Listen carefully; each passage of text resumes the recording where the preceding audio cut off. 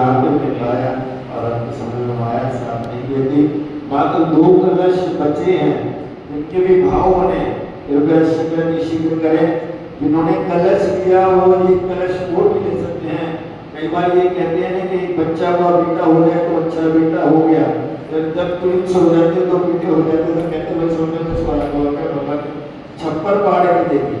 तो 2 कलश ये मान के चले जीवन में दोहरा होना भी आप अर्जन कर सकते हैं, तो वो किसी से भी करवा सकते हैं। ये मात्र रविवार में रहेगा, उसके बाद कोई और निर्णय लेकर उन बच्चों का वितरण किया जाएगा। मेरा आपसे अनुरोध है अपने भावों को बनाए, किसी और से चर्चा कर रविवार का इसको निश्चित कर लें। तो आइए चलते हैं परम पूज्य सरस्वती भूषण माता के चरणों में, उन्होंने वैष्णव के अपने उपदेश के लिए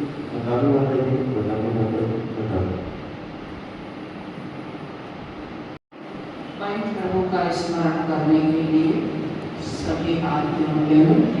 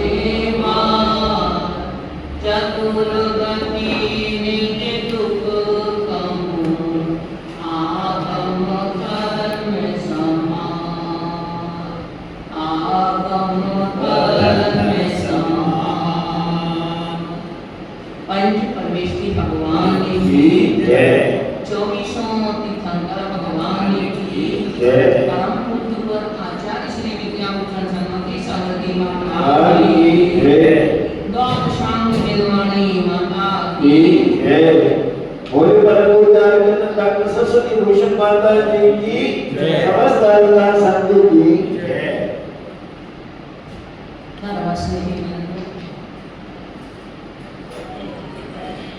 मेरी करुण कहानी के माध्यम से हम सभी अपना बहुत पुराना इतिहास समझ रहे हैं। यह कथा, ये कहानी हमारी मात्र आज की नहीं है, सदियों पुरानी है।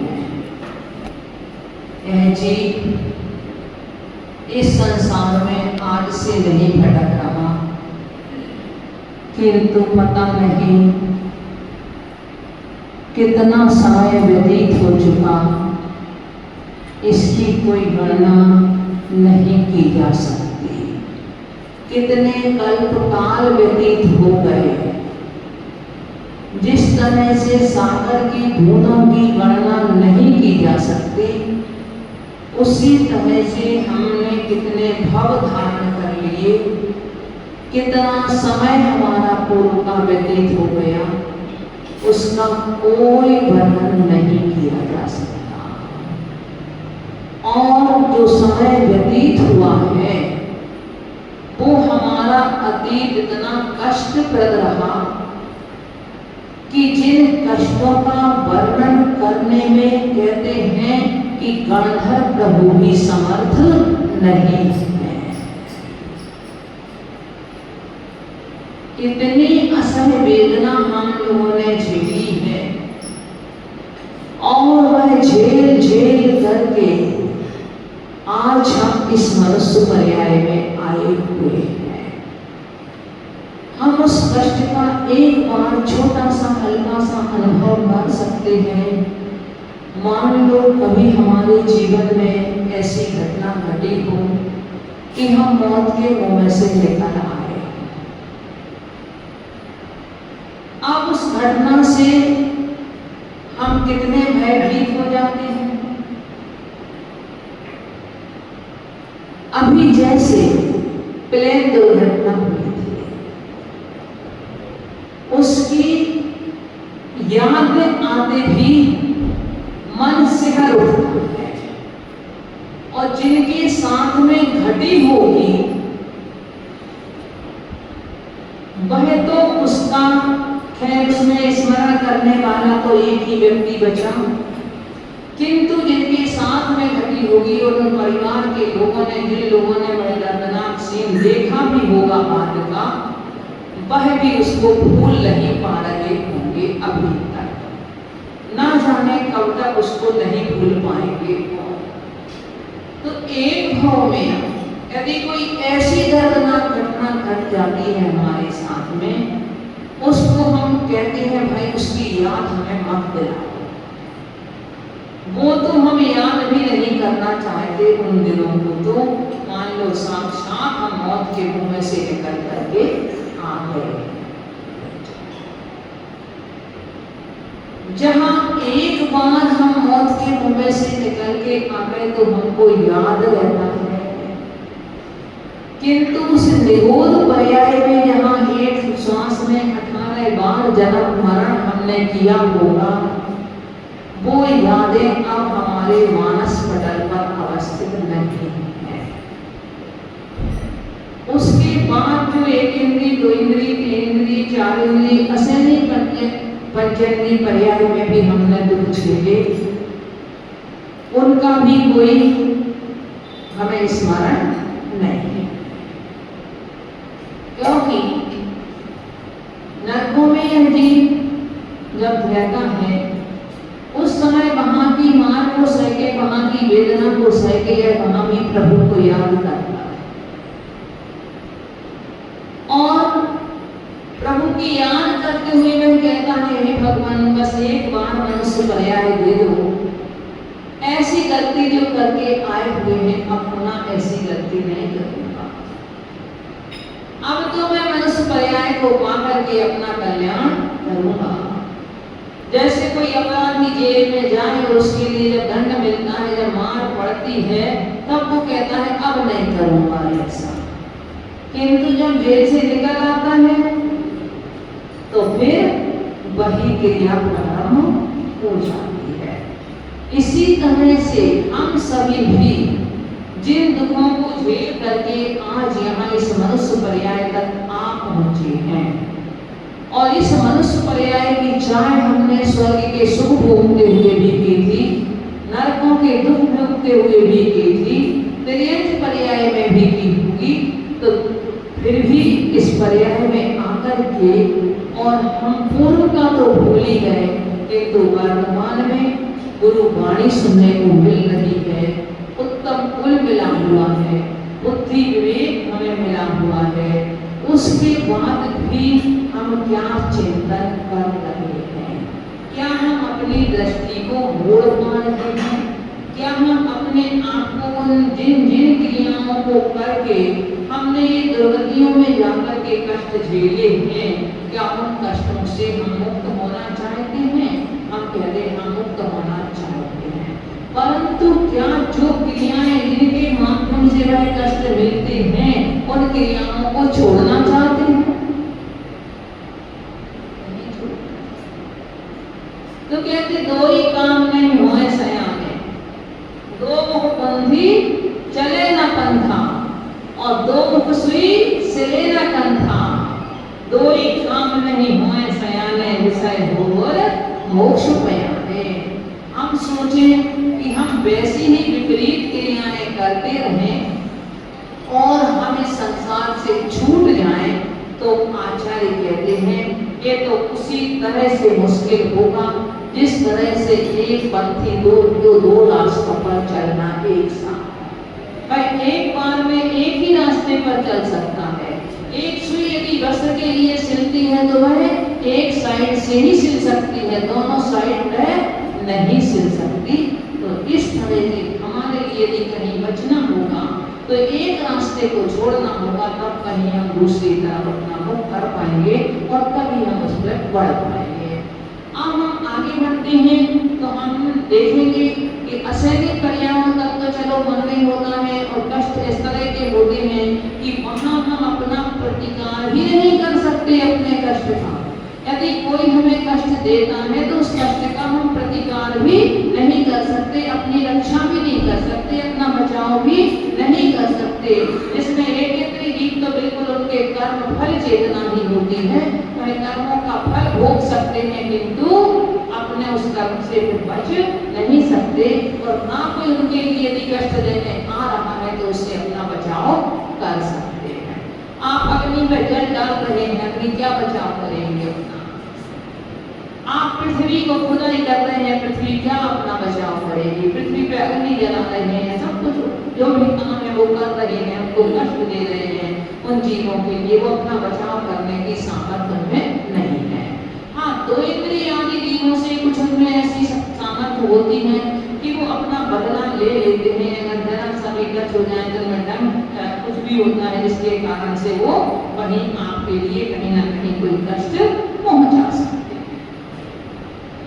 अब पंचेंद्रिय में भी मानव एक ऐसा बुद्धि विवेकवान इंसान है कि वह यदि पतित भी हो सकता है और वह पावन भी बन सकता है।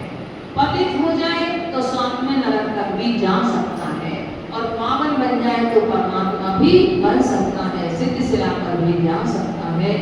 ऐसी ये मनुष्य पर्याय जंक्शन की तरह है। इस जंक्शन से चारों तरफ की गाड़ियां हमारे लिए मिल सकती हैं। तो अभी पहले हमें उन असहनीय पर्यायों तक के दुख तो हमने जाने। अब यदि हम त्रेत पर्यायों में जो सैनिक जीव होते हैं, अनसहित होते हैं, उनमें क्या क्या उनको कष्ट मिलते हैं, क्या वहां भी कोई कष्ट है, तो उनके कष्टों को हमारे लिए अब समझना। प्रश्न 14 पे 16वां सैनिक पर्यायों की पीड़ा आओ सके सुनाते हैं। आगम तो आधार लिया है, अनुभव से समझाते हैं। जब हम थे पर्याय पशु में मूक वेदना पाई थी, जन्म मरण दुख सहते सांस न सुख की आई थी। सैनिक पर्यायों की पीड़ा हम आपको सुनाते हैं। हमने आगम आधार लिया है शास्त्रों के आधार से, और जो जो हम देख करके अनुभव कर रहे हैं उन प्राणियों की पीड़ा को, उन दोनों के आधार से हम आपके लिए समझाते हैं। आगम में जैसा वर्णन है, शास्त्रों में जैसा वर्णन है, उसके आधार से और वर्तमान का जो अनुभव करके उन प्राणियों की पीड़ा का, इन दोनों के माध्यम से आपको समझा रहे हैं। तो जब पशु पर्याय में थे तो पशु पर्याय में वेदना कैसी रहती है? मूक वेदना। वह बोल नहीं सकते, बोल करके आपको उत्तर नहीं दे सकते। ऐसा नहीं है कि उनमें बोलने की सामर्थ्य नहीं है, बोल सकते हैं, परंतु उनके जो वचन योग होता है वह कैसा होता है? उनकी भाषा को सभी समझ नहीं पाते, पशुओं की भाषा पशु तो समझ लेते हैं, किंतु हम इंसान उनकी भाषा को नहीं समझ पाते। तो उनके मुख वेदना जैसे आप कष्ट देते हो वैसे सहन करते रहते हैं। जन्म मरण, तो वहाँ जन्म मरण और बीमारियों के कष्ट सहते सहते हमारे लिए वहाँ सुख की सांस भी नहीं मिली। हम क्या कहते हैं, अरे भाई हमें तो सुख की जीवन में सांस भी नहीं मिली, तो हमें तो फिर भी मिल गई होगी, परंतु जब ट्रेन पर्याय में होंगे, जब वास्तव में सुख की सांस भी उन जीवों के लिए नहीं मिलती। बने गधे बहुकार उठाया, बेरहमी मालिक पाके, किच किच थोड़ी सी करने पर कष्ट सहे डंडे खाके, घोड़ा बनने पर तांगे में दूसरे कष्ट उठाए थे, भार बहन अति अड़े राह में घोड़े बेरहम खाए थे। जब मैं गधे की पर्याय में था तो मालिक कैसा, बेरहम, जिसके लिए मेरे ऊपर कोई रकम नहीं था, मात्र अपना काम बस बोझा ढोना। और जरा सी अगर हिचकिच करने मतलब जरा सा भी अगर वो कहे कि बेटा भाई उन पे भी बोझ पड़ता है तो उनके लिए भी दर्द तो उन्हें भी होता है, आत्मा तो उनमें भी है, तो जरा सा रुक जाए, जरा सा चल ना पाए वो जीव, तो उनके लिए क्या मिलते हैं, खाने को डंडे ही मिलते हैं। गधा इतना सीधा जानवर होता है। वैसे गधे का एक नाम वैशाख नंदन भी होता है। तो क्यों होगा उसका वो वैशाख नंदन नाम? चैत्र के महीने में सारी फसल कट जाती है, तो वैशाख में खेत खाली हो जाता है। अब गधा जब उस खेत में जाता है तो वह सोचता है कि मैंने सारी फसल को खा लिया, तो वैशाख नंदन, नंदन माने प्रसन्न, वह वैशाख के महीने में गधा सबसे ज्यादा प्रसन्न रहता है कि मैंने इतना खेत सारा खा लिया।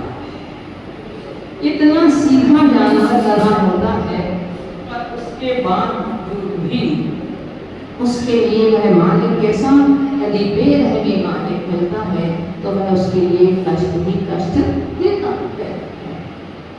घोड़ा बने तो पहले तो देखो बहुत ज्यादा थी ये सब चीजें, सारे व्यापार वगैरह सब कुछ किन पे होते थे, उन्हीं पे होते थे, घोड़ों पे होते थे, और उनमें होने के बाद में भी ताने में धोता जाता था, जिनका भार इतना उनसे नहीं, उनसे भी ज्यादा बोझा उन पे डाला जाता था।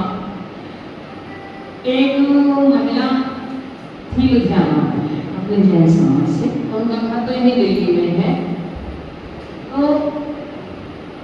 वह अपने साथ में हमेशा कुत्तों के लिए जो खुजली हो जाती है ना, उसकी दवाई अपने साथ रखती थी, अपने हमेशा अपने गाड़ी में, और मिठाई का डिब्बा। बोली जहां मैं देखती हूँ कि किसी कुत्ते को खुजली है, मिठाई में वह गोली डाली और उसके लिए खिलाती। अनेकों बार उसने अपने उसमें समय में जब देखती कि कोई बोझा बहुत ज्यादा लादे हुए है, अभी वहाँ पंजाब वगैरह में भी चलती है घोड़े गाड़ी वगैरह बहुत ज्यादा, तो उन्होंने वो उनके लिए उनका घोड़ा भी हाथ से छुड़ा लेती और उनको कहती बोझा कम करो। सामने जब आई तो बोली माता जी हम देखते हैं उन पशुओं की आंखों को, कैसी निरीता से वो दया के लिए हमारी तरफ निहारते हैं। तो जब मैं उनका मालिक, तो कई बार तो वो मालिक को देख करके अपना घोड़ा छोड़ करके भी भाग जाते थे कि अभी आकर। तो एक अगर हम उनकी वेदना को समझें तो ऐसे कष्ट उनके लिए, उन्हें चोट लग जाती है, वो लग जाती है, परंतु फिर भी उनके लिए उनका कोई ध्यान उन पशुओं का नहीं लिया जाता। पूरे मार मार करके उनकी खाल भी उड़ती है।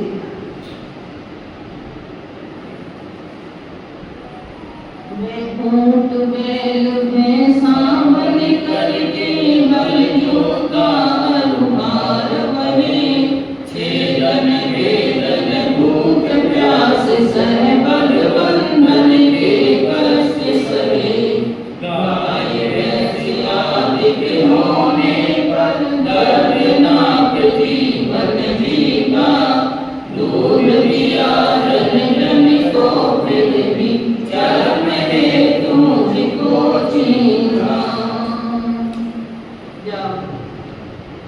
है इससे और भी उनसे और बड़े जानवर ऊंट बैल भैंस आदि बने तो हल में जोता गया, बोझा उनसे ढोया गया उनके ऊपर और उनके लिए छेड़ा जाना, बेरा जाना, भूखा रखना, प्यासा रखना, बांधना, मारना आदि अनेकों प्रकार के कष्ट उनको दिए जाते हैं।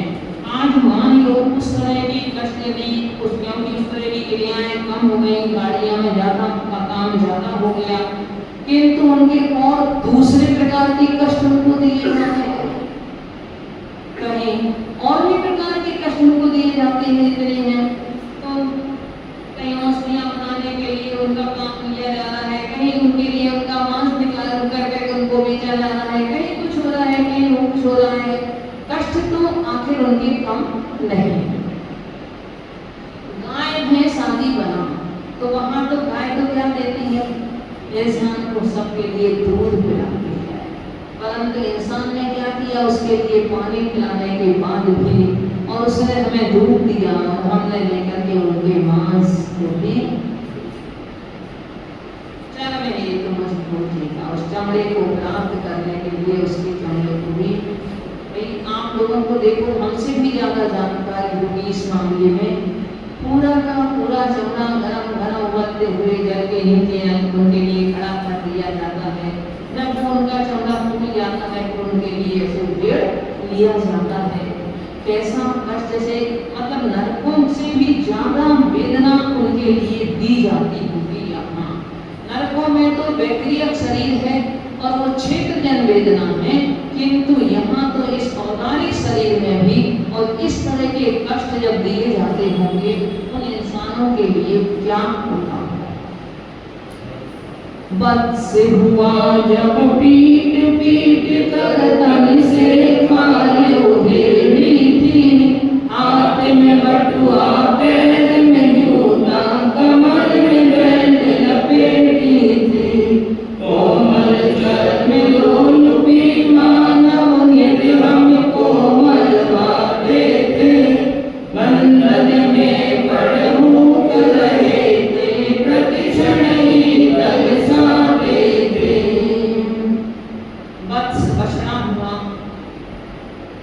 कलकत्ता में जब हम लोग थे सुना कि उसको जो दूध की डेयरी वाले होते हैं उसको जन्म होते ही मार देते हैं, कौन पालन करेगा और उसकी चमड़ी को निकाल करके उसमें भूसा भर करके उस गाय के सामने खड़ा कर दिया जाता है। ये तो इंसान जो मतलब अपने दूध का व्यापार कर रहे हैं, उनके उससे पैसा कमा रहे हैं, और जब तक वो बछड़ा छोटा है तो उसका पालन पोषण कौन करेगा, इस उद्देश्य से उनको जन्म होते साथ ही मार दिया जाता है। और इंसान अपने शौक के लिए, अपने आवश्यक सामग्रियों के लिए, अपनी प्रसाधन सामग्रियों के लिए कितना इनका दुरुपयोग कर रहा है। कहीं उसके लिए पर्स चाहिए चमड़े के, कहीं पर्स जूते चाहिए चमड़े के, बैग चाहिए चमड़े के। आजकल जब भी एक ऐसा समय है कि आज यदि वो चमड़े का यूज ना करे तो उसका काम आसानी से चल सकता है। एक से अच्छी चीजें आपके लिए मार्केट में मिल रही हैं, किंतु हम उसका फिर भी पता नहीं कहाँ हम सो रहे हैं, हमारा दिल नहीं कामता। एक बात अपन सोच करके देखें, अगर कहीं किसी की डेड बॉडी हमसे टच हो जाती है तो हम स्नान करते हैं, डेड बॉडी और चमड़ा क्या है? चमड़ा डेड बॉडी नहीं है किसी की। चमड़ा एक ऐसी चीज होती है जिसमें कच्चा भी हो मांस, पका भी हो, सूखा भी हो, उसमें हमेशा जीवों की उत्पत्ति होती ही रहती है। कभी जीवों, संपूर्ण जीवों की उत्पत्ति तो उसमें हमेशा होती रहती है। तो आपके घर में कहते सल है उस जमीन में, इसलिए उस घर में वो मकान आपके लिए कहीं ना कहीं से परेशानी हो रही है उस मकान में रहने से। सल क्या कहलाती है? अगर उस भूमि में कोई हड्डी वगैरह है वो कहलाती है सल। क्योंकि सब जगह जैसे जैसे शहर बढ़ता चला जाता है, शमशान दूर होते चले जाते हैं। पहले जहाँ आज शमशान है, कल वहाँ मकान बन जाते हैं और वह शमशान और दूर चला जाता है। तो वहाँ लोगों का की दहन क्रिया तो हुई होगी, पता नहीं कितने लोगों का दहन वहाँ किया गया होगा।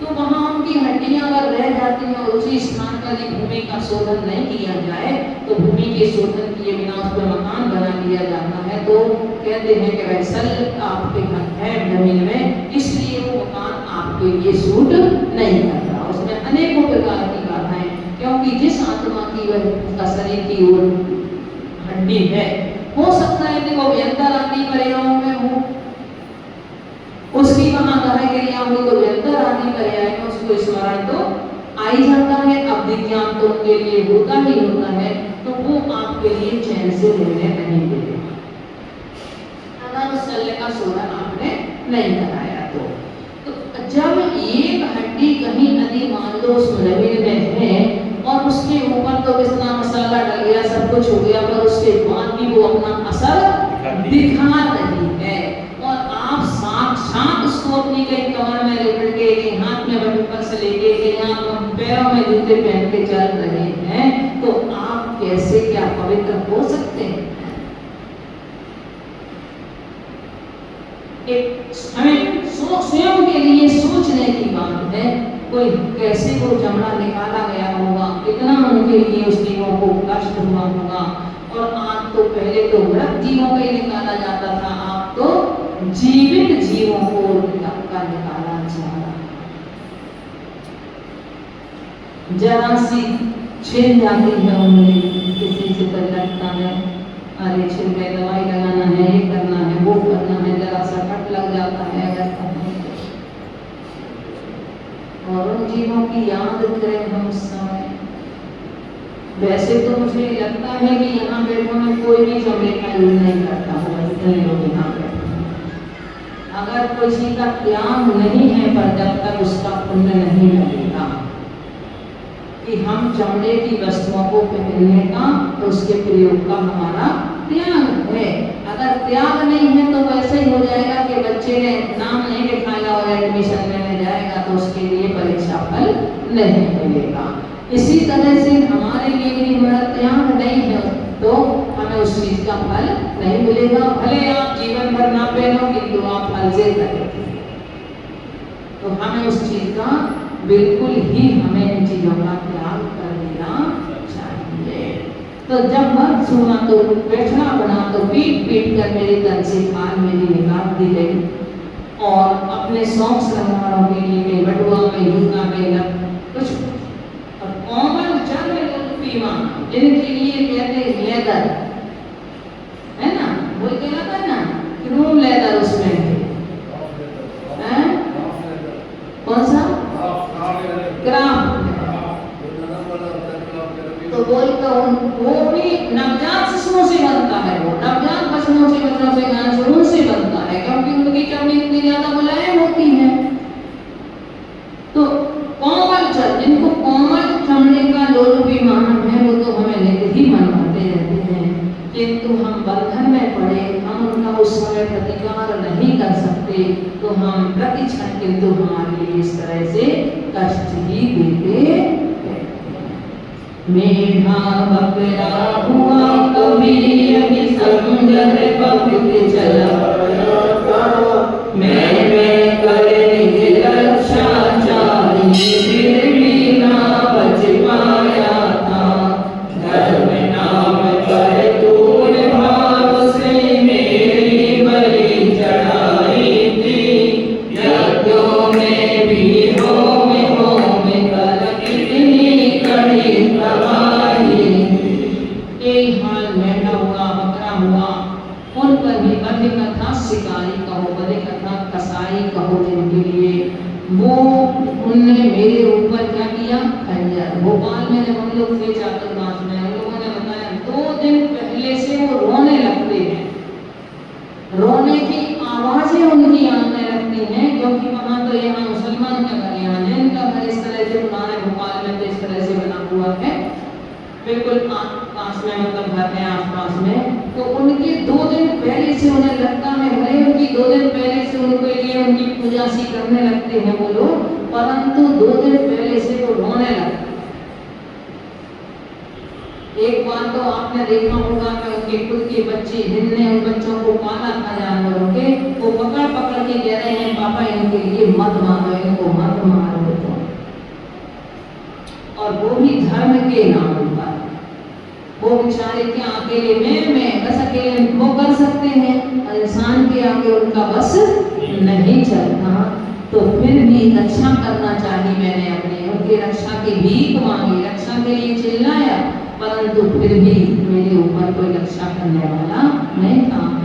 ये तो और उसके साथ साथ धर्म के नाम पर है कि धर्म के नाम पर उनकी बलि चढ़ाई गई।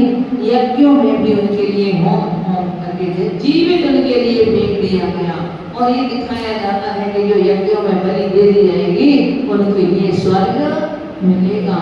अरे स्वर्ग मिलना है तो अपने बच्चों के लिए बलि चढ़ाओ, उन बेचारे मूर्खों की क्यों चढ़ाना? जब स्वर्ग नहीं पहुंचा तो स्वर्ग, या खुद ही पहुंच जाओ स्वर्ग।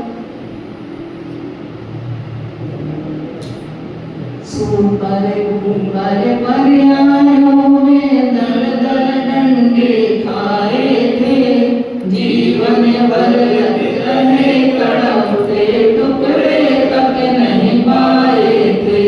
पड़े रहे बंधन में जब हम तरसे पानी चारे को, शीतल ओस सही जल बरसा कभी सहारा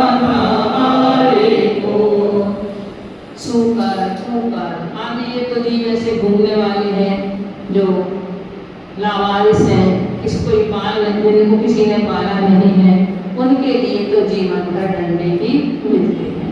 जहाँ जिस द्वार पर जाते हैं, जिसके पीछे आ जाते हैं, तो समझो डंडों के अलावा उन्हें तो कुछ भी नहीं मिलता, और उनके लिए पेट भर के तो कभी भोजन हमें मिलता ही इन जीवों को नहीं होगा। ये तो इन लोगों की देखो प्रकृति ने उस तरह की रचना उनके साथ की है, वो हमेशा सांस लेते रहते हैं मुंह खोल के, हमेशा एक जीव, तो उन्हें ऑक्सीजन उससे उन्हें मिलती रहती है, और उसके कारण से उनकी वह समझ उन्हें वो छुड़ा के अपना उन्हें होता। अन्यथा अगर उन्हें भोजन नहीं मिले तो पता नहीं उसके ऊपर में कुछ भी कर सकते हैं। आप लोगों ने सुना होगा, देखो हाथी तो बहुत सीधा जानवर होता है, शाकाहारी होता है। कहाँ पे सांगली या कहाँ के भट्टारक जी को हाथी ने अपने सूंड में लेकर के अपना पैर से कुचल के मार दिया 2 साल। जो उस मठ के समझो हो और उनके लिए ही मार दिया था। देखो हमें कह नहीं सकते कोई था, किंतु वहां जब हम लोग गए थे तो उस हाथी को खुजली हो रही थी। अब वो यदि होगा तब तो हो सकता उसका इलाज नहीं हुआ, या कोई उसके लिए कोई ना कोई परेशानी तो उसके लिए हुई होगी, तभी वो इतने क्रोध के आवेग में आए। बिना उसके जीव ऐसा नहीं कर सकता था। कुछ पूर्व जन्म का तो हो गई होगा, किंतु वर्तमान में भी कोई ना कोई निमित्त मिला होगा। एक बार गाय का सुना था कि गाय ने लेकर के अपना जो चारा डालने के लिए उसके जो भाई उसकी मालिक थी उसके लिए मार दिया गाय ने। तो ये जीव तो सीधे जीव माने जाते हैं, परंतु फिर भी जब उनके अंदर में कसाय भड़क जाती है तो वो भी छोड़ते नहीं है। तो उसी पर्याय में ठंड की, गर्मी की, वर्षा की, और कभी कभी इनके ऊपर आरे भी चला दिए जाते हैं। भाग दौड़ करने पर भी भागते हैं, दौड़ते हैं, परंतु फिर भी अपने प्राण नहीं बचा पाते। चिल्लाते हैं अपने पर रक्षा करने के लिए। अब इनको जब लोग पकड़ करके जब ले जाते हैं, आजकल प्रशासन की तरफ से मान लो कोई कुत्ते पागल हो गए, वैसे हो गए, अधिक हो गए, तो पकड़ लाने के बाद में भी उनके लिए कोई सुख थोड़ी होता, उनके लिए मार दिया जाता है उनके लिए। तो ये इस पर्याय में भी और हमने अत्यंत कष्ट सहन किए। मूल तो कष्टों को सुन करके हमारे लिए मन तो हमारा सहरी उठता है, और इसके साथ साथ इन कष्टों को जानने के उपरांत हम ये जानेंगे ये अष्टमात्र मिले तो कैसे मिले, क्यों मिले, उन कारणों से ही हमें बचना पड़ेगा। तब कारणों से बचेंगे तो कष्टों का निवारण अपने आप हो जाएगा। ओम नमः शिवाय।